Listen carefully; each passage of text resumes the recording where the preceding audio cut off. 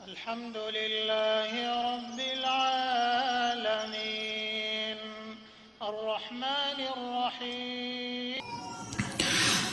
Taib. Jadi kata Allah Subhanahu wa taala, "Wa ma khalaqtul jinna wal insa", tidaklah aku ciptakan jin dan manusia illa liya'budun, kecuali untuk beribadah kepadaku. Nah, apa yang dimaksud dengan ibadah? Ibadah, lihat halaman 25, kata Ibnu Taimiyah rahimahullahu taala, al-ibadah hiya ismun jami'un li kulli ma yuhibbuhullah wa yardah min al-aqwal wal a'mal al-batinah wal zahirah. Ibadah adalah suatu kata yang mencakup seluruh perkataan dan perbuatan baik lahir maupun batin yang dicintai dan diridhai oleh Allah Subhanahu wa taala.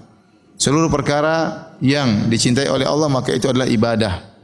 Kalau kita kerjakan dengan penuh ketundukan, maka kita akan mendapatkan pahala di sisi Allah Subhanahu wa taala. Ini adalah definisi ibadah berkaitan dengan zat ibadah, ya. Jadi semua yang dicintai oleh Allah baik perkara menjalankan ibadah tersebut harus tunduk, ya. Ibnu Taimiyah juga berkata tentang ibadah berkaitan dengan kondisi kita tatkala beribadah. Kata beliau, ismun yajma'u kamalal dhulli wa nihayatahu wa kamalal hubbi lillah wa nihayatahu. Ibadah adalah satu nama yang mengumpulkan kesempurnaan ketundukan dan puncak dari ketundukan kepada Allah digabungkan dengan kesempurnaan kecintaan dan puncak kecintaan kepada Allah Subhanahu wa taala. Fal hubbul khali an dhullin, oleh karenanya sekedar cinta tetapi kosong dari ketundukan, atau sebaliknya sekedar tunduk tapi kosong dari rasa cinta, maka itu tidak disebut dengan ibadah. Ibadah itu adalah mencakup antara dua perkara, puncak kecintaan dan puncak ketundukan.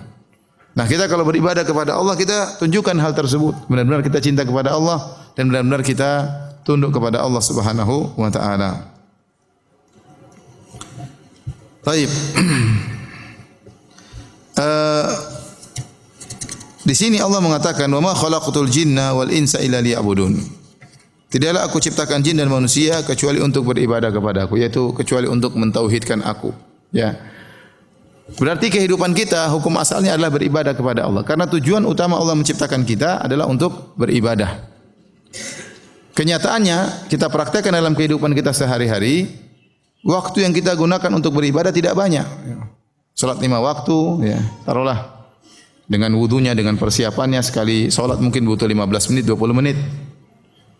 Ya, taruhlah setengah jam kali 5 cuma 2,5 jam. Yes. Kita baca Quran paling 1/4 jam. Ya. Ibadah yang mahdhah, ibadah yang mahdhah hanya membutuhkan waktu yang tidak banyak. Sementara kita sehari 24 jam. Sehari 24 jam. Nah, Allah mengatakan, tidaklah aku ciptakan jin dan manusia kecuali untuk beribadah kepada-Aku. Nah, bagaimana kita bisa menerapkan ayat ini sementara waktu kita untuk beribadah tidak sampai 10 jam per hari?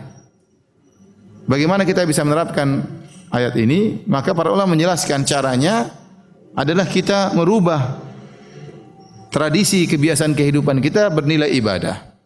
Kita berubah tradisi kehidupan kita yang biasanya ada tradisi kita lakukan bernilai ibadah. Dengan apa? Dengan meniatkannya sebagai ibadah. Seperti tatkala kita mau tidur, kita berdoa kepada Allah Subhanahu wa taala untuk bisa beristirahat, untuk bisa bangun lagi, untuk bisa beribadah kepada Allah Subhanahu wa taala. Ya. Makanya kita berdoa, subhanakallahumma rabbi bika wada'tu jambi wa bika arfa'uh, in amsakta nafsi faghfir laha wa in arsaltaha fahfadhha bima tahfadhu bihi ibadaka salihin. Ya Allah, dengan Engkaulah aku meletakkan lambungku, dengan Engkaulah aku mengangkat lambungku. Kalau Kau pegang nyawaku, Kau tidak kembalikan lagi nyawaku ke bumi ini, maka ampunilah dosa-dosaku. Dan jika Kau kembalikan lagi nyawaku, maka jagalah nyawaku sebagaimana Engkau menjaga orang-orang yang saleh. Kita niatkan untuk istirahat supaya bisa beribadah. Jadi tidur kita bernilai ibadah. Kita makan juga demikian, niatkan untuk supaya kuat ibadah. Kita keluar bekerja, niatkan untuk mencari nafkah bagi anak dan istri. Dan mencari nafkah bagi anak dan istri adalah ibadah yang diperintahkan oleh Allah Subhanahu wa taala, menjalankan kewajiban. Jadi itulah perbedaan antara orang yang berilmu, orang yang ikhlas dengan orang yang tidak berilmu. Orang yang ikhlas, yang berilmu, perbuatan kesehariannya bisa bernilai menjadi ibadah. Sebagaimana kata Nabi SAW, lasta tunfiqu nafaqatan tabtaghi bi wajhillah illa ujirta 'alaiha hatta luqmata taj'aluha fi imra'atik.